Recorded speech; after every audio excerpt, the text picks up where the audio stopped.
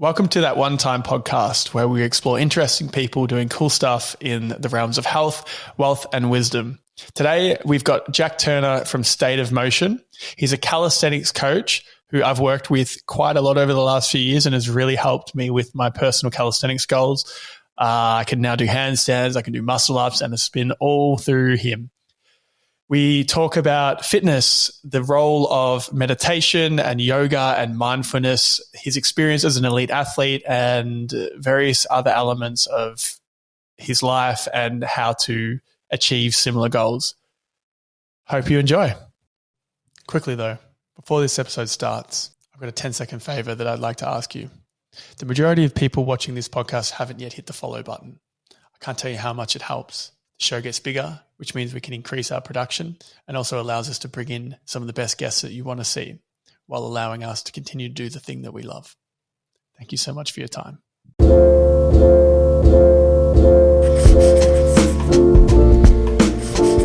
Jack, welcome to the podcast. Thanks for having me.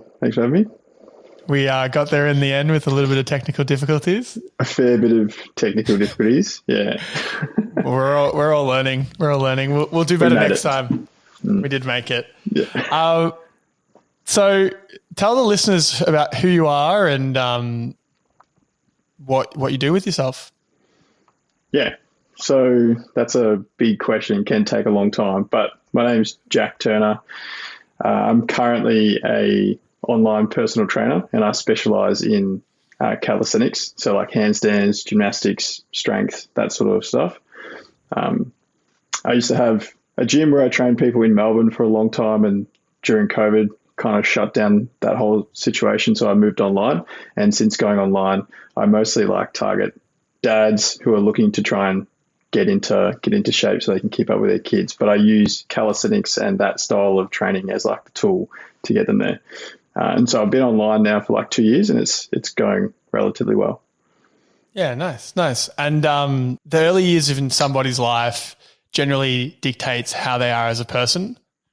What components of your early years have made you into who you are now?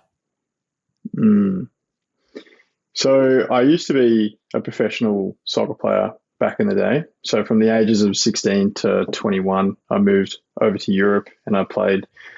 First, it was like semi-professionally in like lower kind of divisions. And then I moved up into the professional, like top one divisions. I played in Italy, Switzerland, Hungary and Romania for a year each. Yeah. And so because I went into the professional sporting realm, like that pretty much like shaped me to get into training and into like coaching people, because it was like my whole life. And it was when I stopped my career and I moved back to Australia, like it was the only thing that I kind of knew. And it was really easy for me to fall into like coaching and training because I'm so experienced with that sort of stuff.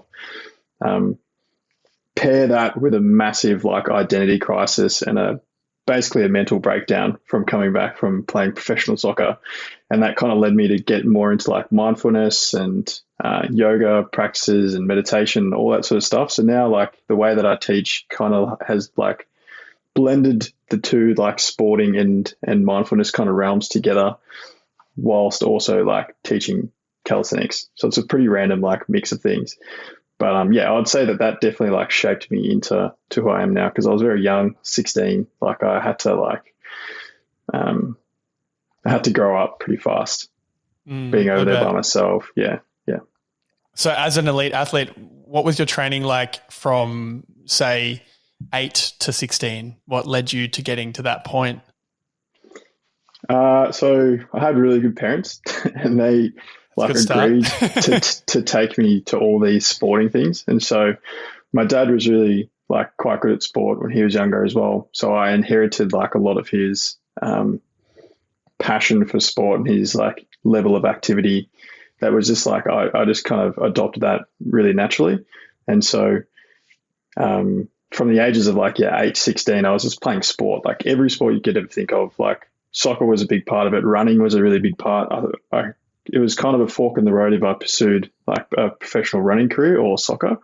And I chose soccer because I honestly couldn't deal with the pressure of like one like me being the only runner, there's a lot of pressure with that.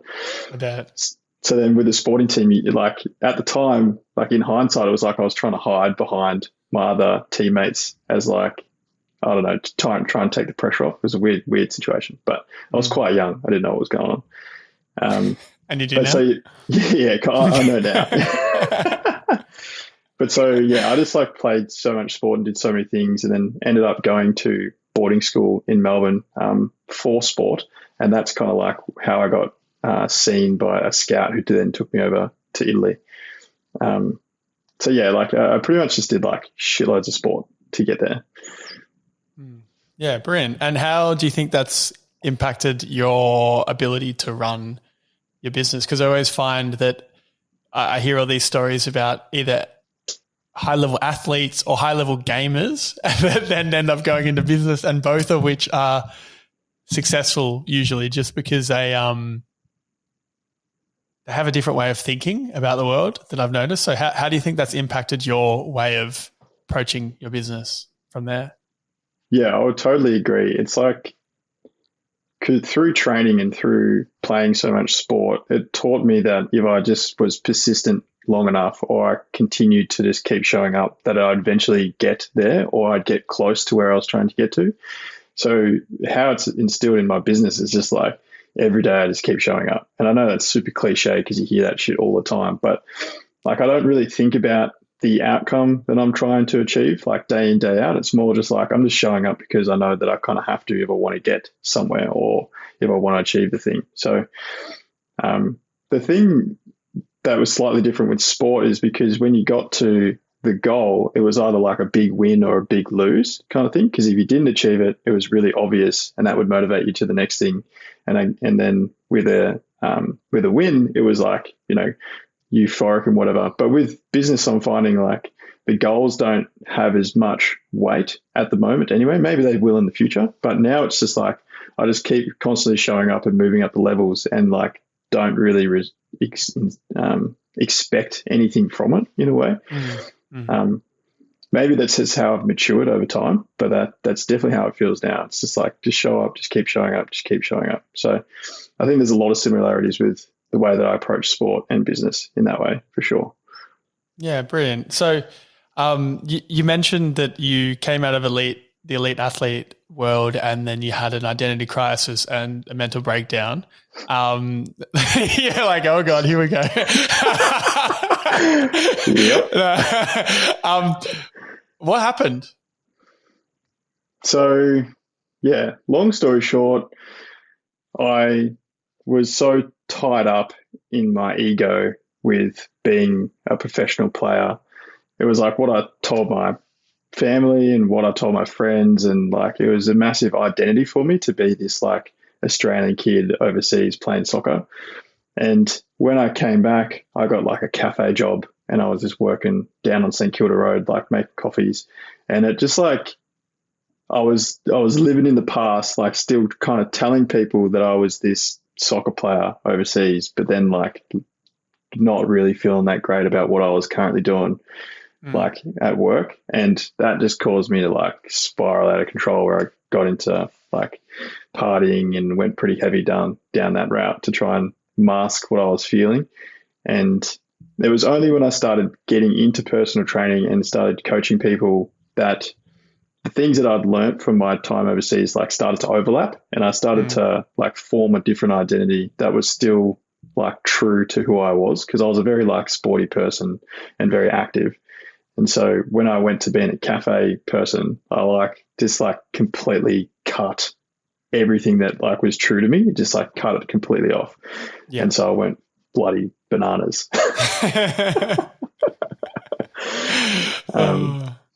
And so, yeah, like everything you could imagine, like anxiety, depression, like, you know, doing drugs, just really like slippery slope, heaps of alcohol, like just trying to do everything I could to escape what was the reality for me at the time.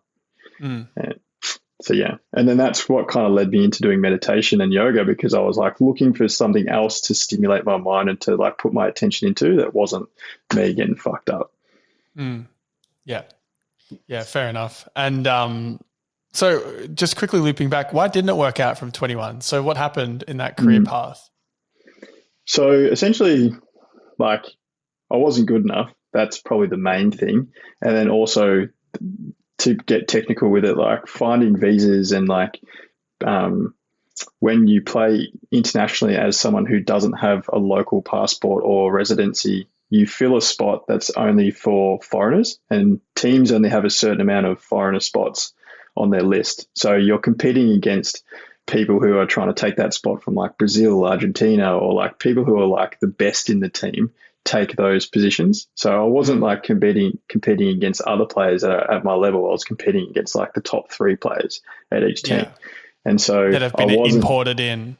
Exactly. Sure. Yeah. Because I was technically imported in as well, but nowhere near the level of like the Brazilians and stuff that kind of come in, you know. So I wasn't really good enough to keep filling those spots. So I kept getting like loaned and moved to other clubs. And that's why I moved around so often.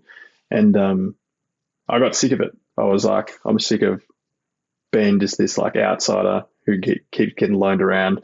And I basically had a bit of a hissy fit and like left the club unannounced and just moved home because I was just over it. Could you have gotten good enough?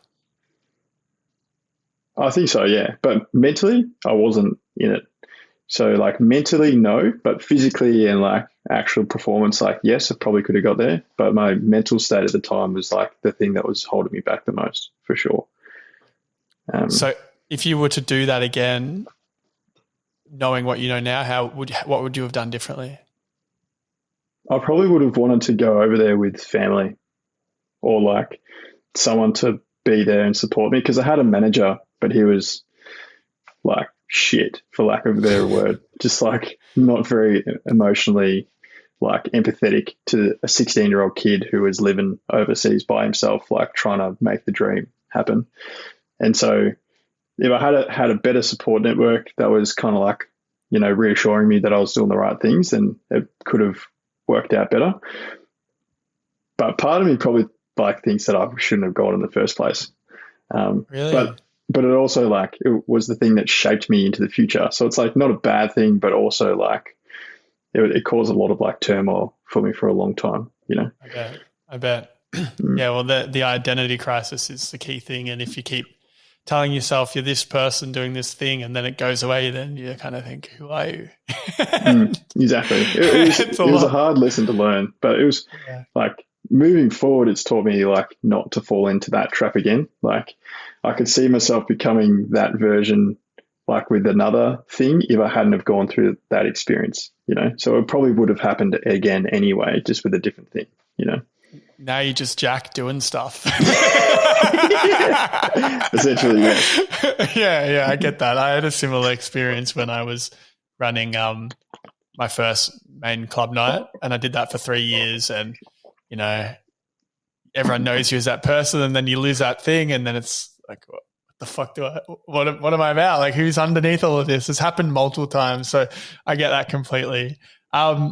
So you mentioned partying became a focus, and for context, I haven't drunk in like 250 days, but I'm also in nightlife, and I find all of this very, very interesting. So it's great to hear stories of people's experiences and how mental health shapes potential addiction and then feeds into one another. So what do you think led you to go down the destructive route during that time period? And what were you thinking when you were doing it? Or were you so unconscious that it didn't even matter? No, I was very aware. I was in like self-destruct mode for sure.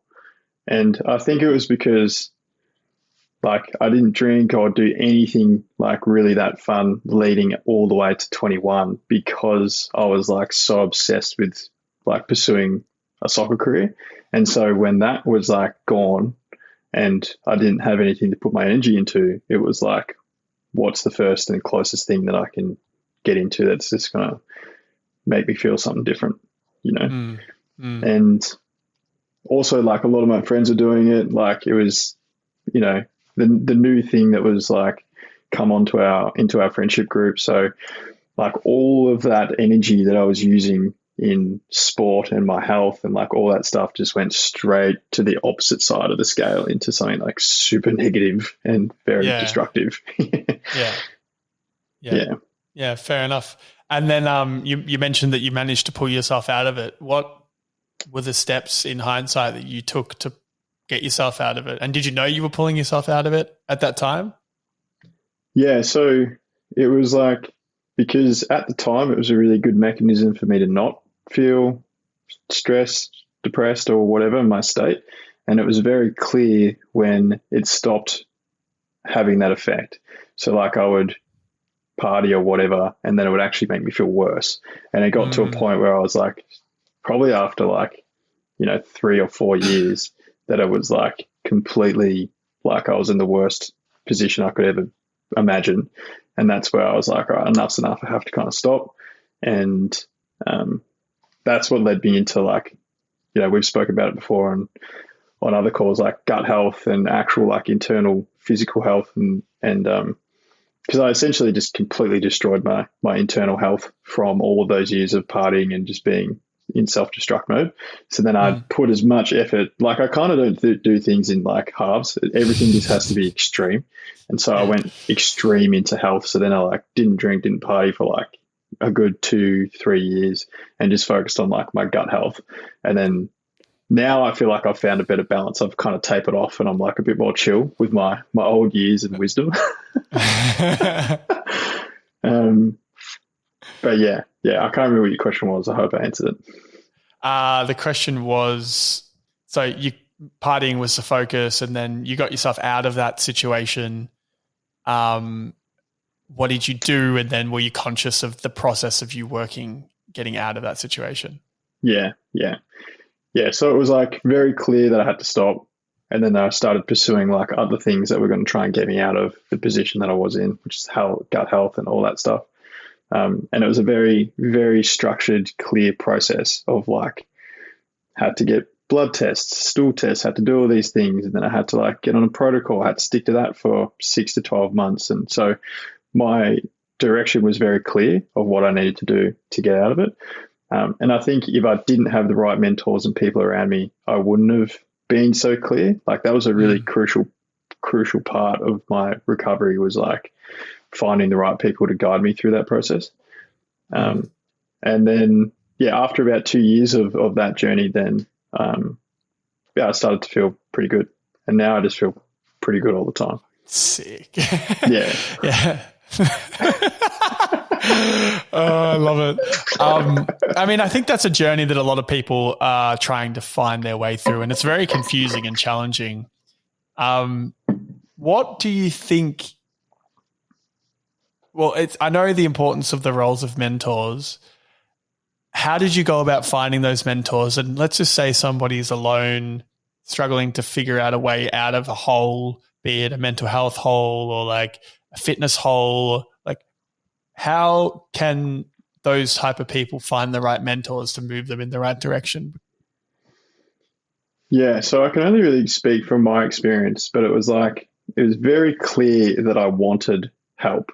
And so it wasn't like I was openly going around and asking like all these people for help. It was more like I put the intention out there that I want to change. That was a really big part, like accepting the fact of where I was, like truly accepting the responsibility for my situation, and then also being clear, like this is not me like talking to someone either. This is just like inside me being like, all right, I've got myself into this situation. I want to get myself out. Like I'm putting it out there to the universe or whatever to like help me with this. And then like it didn't happen like instantly. It was like, I joined a different gym, and then at the gym I meet a couple of people who would then introduce me to their like meditation guy. And then he was a massive part of my recovery. And then it was like, I called up about an online course like for a training program, and then that led me to join Fifth Element in Melbourne, which then like got me on the gut health journey where I met Dave. So it was like,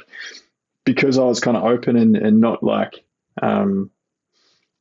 I wasn't like looking for a mentor. I was just assessing options. Then mentors kind of fell into my lap. So like advice to people would be like, you have to be one, actually clear of why you want to change and take responsibility for that, and then be very open to having mentors like come into your sphere. Because I think if you're not, a good mentor could come into your life, and if you're not ready for it, like you won't be accepting of their help.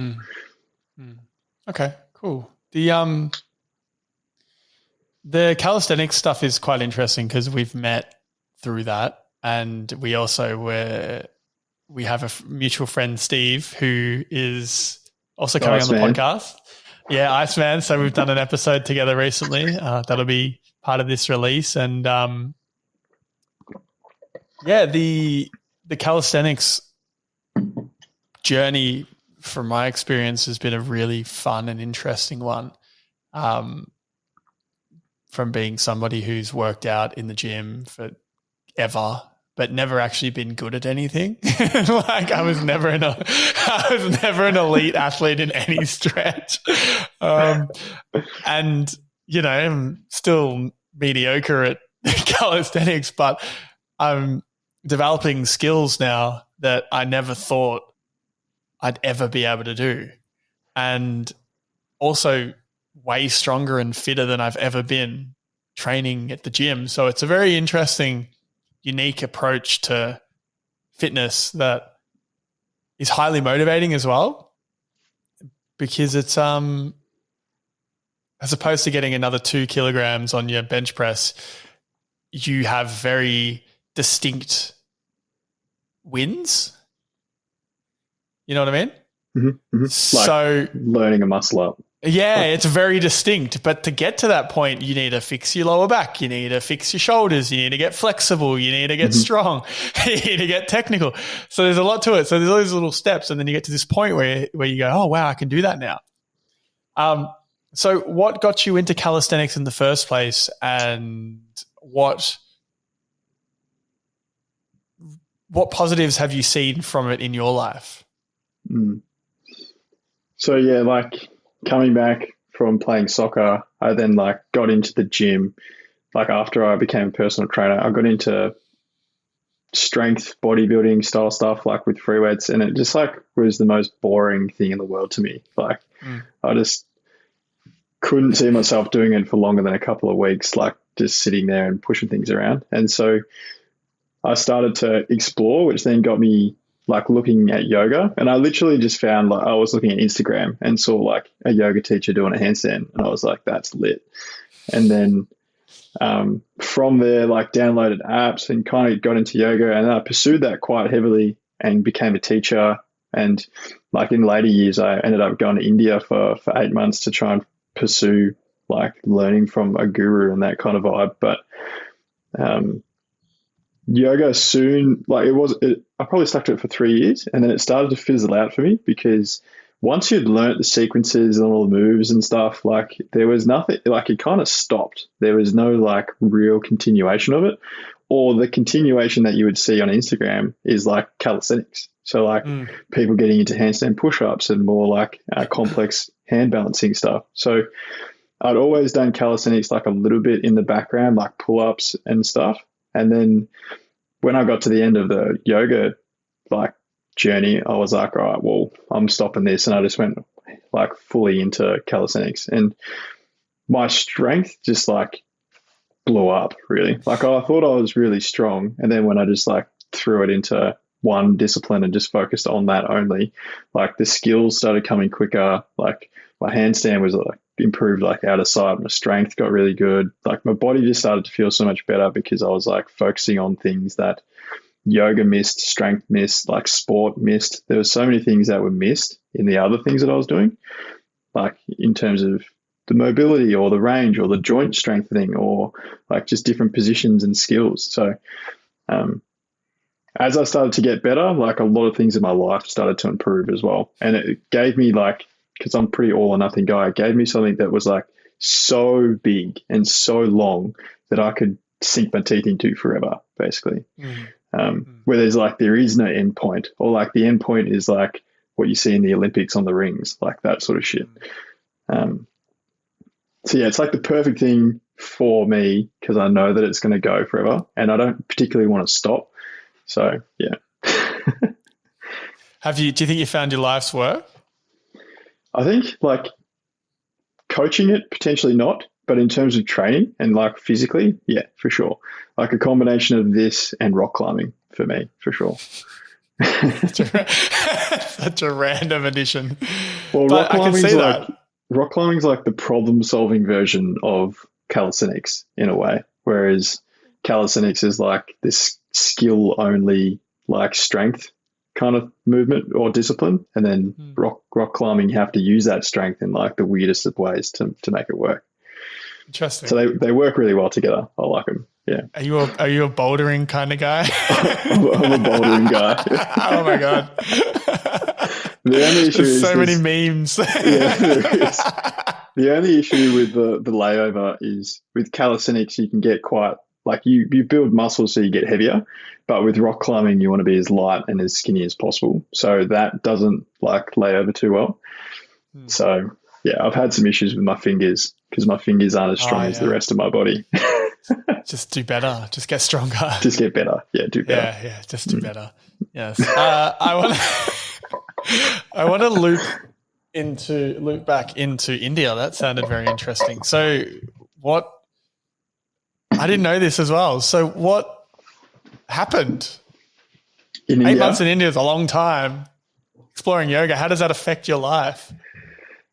Yeah, it did, like, in a lot of positive ways. So I flew over there, I bought a motorbike, and then I just rode my motorbike like up to the north and then came back down to the south. And the only things that I had really planned were like meditation retreats and like yoga teacher like retreats and stuff like that. So that kind of like set my journey. And the goal was to go over there and like really find, I don't know, like a deeper meaning to what I was doing with like that practice. And I didn't find it. Long story short. Hard enough? It looks pretty hard, to be honest. I found different things, like different meanings that were more mental challenges that I had to overcome from my past, things that I hadn't let go. They were things that I had to like kind of clear. But in terms of like pursuing yoga, like meditation was something that from that trip I was like, okay, meditation is something that I need to pursue because of the mental stuff that I've got, like the baggage that I'm holding on to. But yoga and the physical practice of like asana is so bastardized, and there's so many like fake gurus and like courses that are trying to make money off you and stuff. So it really gave me a bad taste after going to India, to be honest. So you felt like India was just very corporate. It was like trying to capitalize on the Westerners coming over to learn yoga, in India. It was it was such a cliche kind of thing, at least from what I saw. Like I've heard different experiences from other people, but what I saw was like just the commercial side of it. Like I met with a couple of gurus. One turned out to be fake. One turned out, I think, to be legit, just based off like how I felt next to this person. But aside from that, it was pretty weird, to be honest. So what was the weirdest thing? What was the weirdest story that you've got from your experience in India trying to find yourself? When I say weird, it's more like seeing how it like socially unfolded. So like all these Westerners that are like hypnotized by fake gurus or just people who are teaching courses over there, and how easy it is for them to just like fall into this weird state of just believing everything they're told by these like random ass gurus who are just like almost like bums, you know? So that was kind of strange, just seeing that everywhere I went. And then there would be moments of magic where I'd like meet some legends and some like really good people, and it would be awesome, but they were very short lived compared to like the other experiences that I had. Sounds like life, bro. Yeah, it is. Yeah. And I did a couple of like Vipassanas, and they were really, really great. Like that's kind of what led me down the meditation is the answer kind of route. But everything I did with yoga was a bit of a drainer. So. Interesting. Cause I've had a very different experience where yoga fed into the spirituality, which then fed into meditation. And now I just want to get jacked and do handstands. Well, it's kind of the same journey, really. I went yoga, meditation, now just getting jacked and doing handstands. Oh shit. Well, yeah, but the yoga the yoga got me out of a really big hole that I've spoken about, where I was super depressed. I was going through a breakup and I was so heavy, and there was nothing that was breaking my like depressive mental loops except for yoga. I'd never experienced that before. And I'd meditated and I did all that, but the practice of the movement, and maybe especially like in the heat, but also focusing on the breath, that active meditation, linking mind and body, was really powerful to just like break, pattern interrupt the like depressive loops that I was feeling.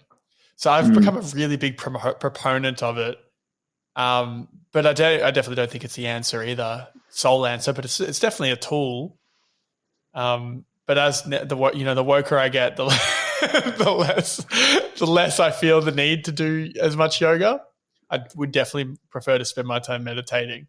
But you do feel great, and it's a different feeling of great that you don't quite get in calisthenics. For sure. Yeah, like I'd agree with you. I think it's an awesome tool to, like, especially snap yourself out of like a feeling, because it's really good for like just cutting it really clean.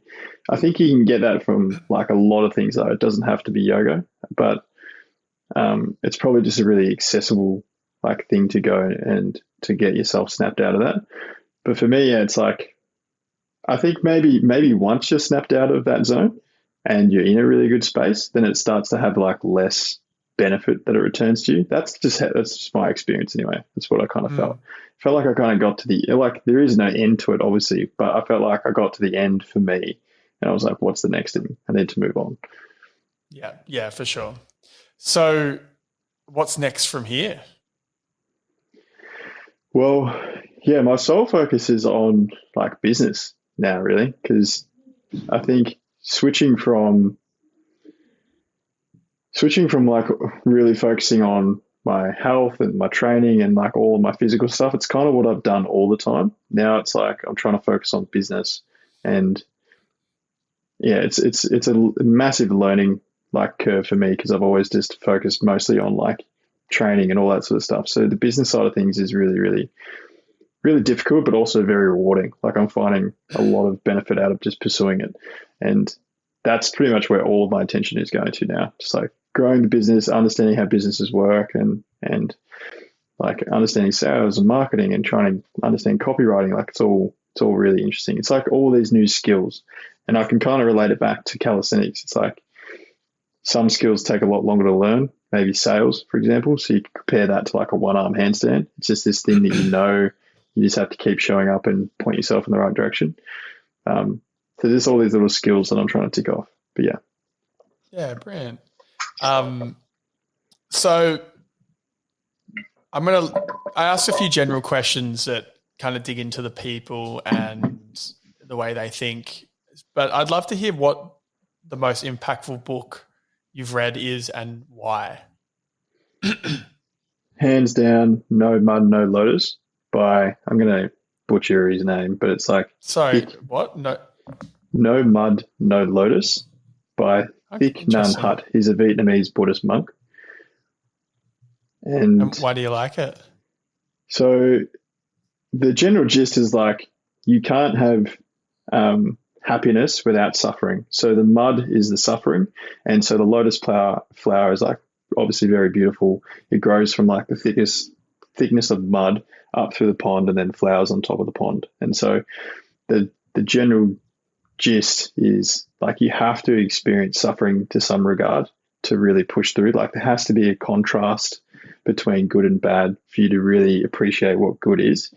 And so like I see so many like examples of that in my life where I've gone through what I thought was like like a moment of time that I couldn't get through of suffering. And then once I got through on the other end, it was like, you know, euphoria and massive achievement and all the good things started to happen. And then it happens again. You go through a particular form of suffering and then you come out the other side. And seeing it constantly and understanding like that it's kind of interconnected, like helps me now when I'm going through a shit time, deal with it so much easier.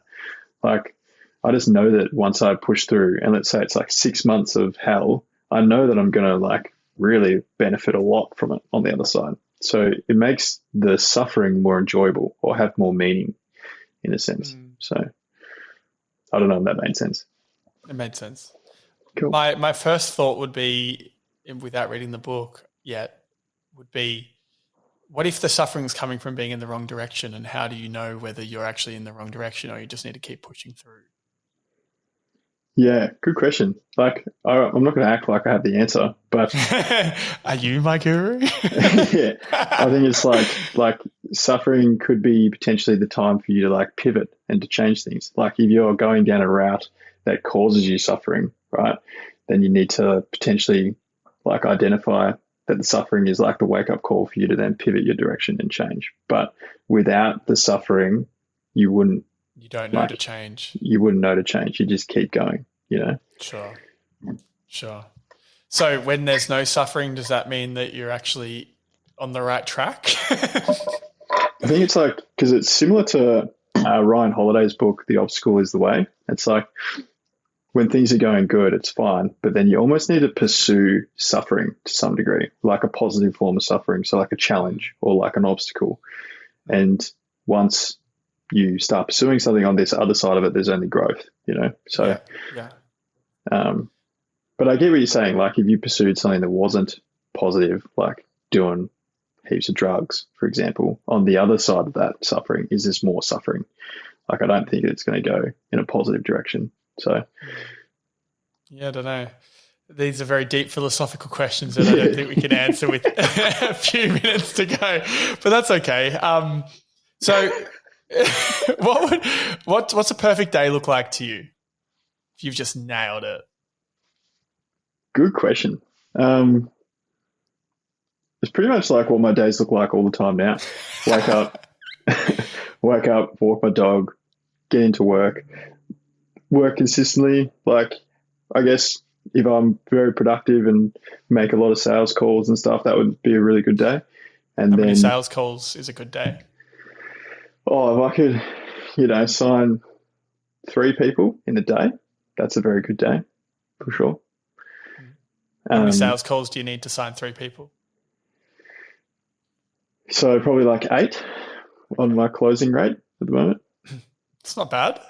40%. Yeah, it's not great. You need a remote closer like me. Mate, we can talk after this podcast if you like. I love that. Cool. Well, then training, like a big chunk of my day training. I go ice bath into training and then have like some food after training, and then work till night, have a chill afternoon, chill night with my partner, go walk the dog again, maybe go for a swim at the beach, and then come back, go to bed. That's a pretty good day. Sick. Are you spending any of that time learning? Pretty much all day I'm learning these days. Like whether it's on a sales call that I'm recording and I'm watching back, or it's like learning another skill for business, like all day I'm learning. Yeah, brilliant. Okay. And if you could give the listeners the top 3 things they could do to create a similar life to yours, what would they be? Have a mental breakdown. Do a heap of drugs, have a mental breakdown. Yeah, have a mental breakdown and pull yourself out. Go to India. The rest. That's all I can do to help. Yeah, just go and ruin your life and then try and put it all back together. That's a good idea. Try not to die, and then if you don't die, it's all up from there. Honestly, I have no idea. Hey, only cliche things are going to come out of my mouth now. Like, find the thing you like, find the thing you enjoy and pursue that or whatever. Like, I think there's a lot of truth in that. If you're doing something you don't like, then you're going to have to stop that at some point. Like I figured out very early on the things that I did like and don't like, and then also like experimented with so many different like things. And without that experimentation, I wouldn't have landed on something that I actually enjoyed doing. So yeah, I don't know if that answers the question, but pretty much just try heaps of things. Try heaps of things. So find first, something you like. Ruin your life, do heaps of drugs, go to India, and then find something you like and pursue that. Yeah. Okay. Cool. Oh, so I'm sure that's not your typical answer that you get. That's all right. I like atypical. Atypical's good. So if someone wants to get started into calisthenics, outside of, you plugging yourself right now, which you can, but outside of that, how should they begin and what are the benefits? Yeah, so not just to plug myself, but like any calisthenics coach, like to find anyone, because it is a discipline that takes like a lot of tinkering, and you've probably experienced this as well. Like it's not something you can just jump into and go gun ho as hard as you want from the start. Everything takes a while to get used to the movements and like for your wrists to build up strength. And so if you're not really following like a decent program, like you can injure yourself pretty easily doing this stuff, especially at the start.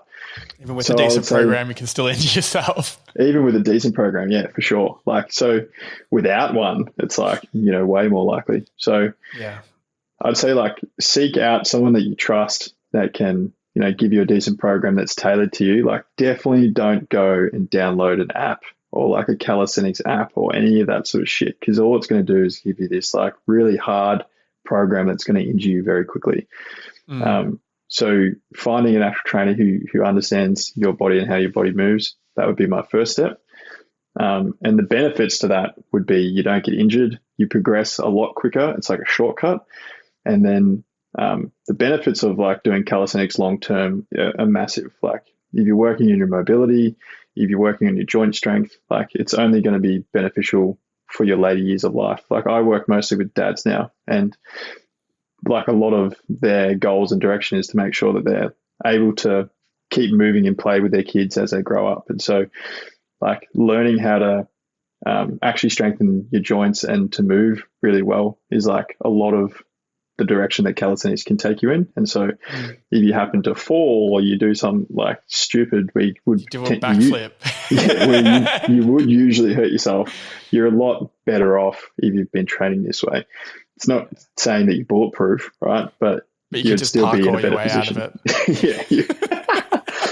Like, for example, my wrists are pretty like hardy now. So if I was to fall off my bike and put my arm down, like I feel like I'd be in a lot of better position from doing this training rather than like me just being a keyboard warrior and then like put my arm down, I'd break it straight away kind of thing. Yeah.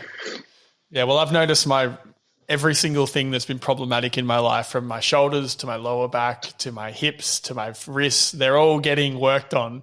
And I can't progress to the next thing until like I've spent the last 2 months just doing wrist exercises because they're not strong enough to hold the handstands. It's like, all right, well, I guess we're doing that now. And eventually you get to this next stage and then something clearly is not in balance, and then you have to work on that for a couple more months. But 5 years down the line, I can just see my body just being balanced, and I'm doing triple backflips like a mad dog and knocking down sales calls for you. We'll be the dream team. I love that. Yeah, like it's like you build the foundation of like really big, and then when you get to a point where your body or your structure can't handle like the move or the thing you're doing, it's like a really clear and obvious like, all right, I need to work on these things now because that is the limitation. So it highlights your weaknesses, which can be really like confronting for a lot of people, but also like very humbling and also very beneficial when you have the discipline to like push through and stick to like the training. It like has huge impact that all these other disciplines like don't really have. Like if you're doing CrossFit or F45 and you're listening to this, like, it's only a matter of time until your body starts to really give out on you. Like start training properly. I had a friend of mine who was smashing F45 and she got like doing 6 days a week, and she then slipped a disc and had to have surgery. Like, yep, it's fucking wild.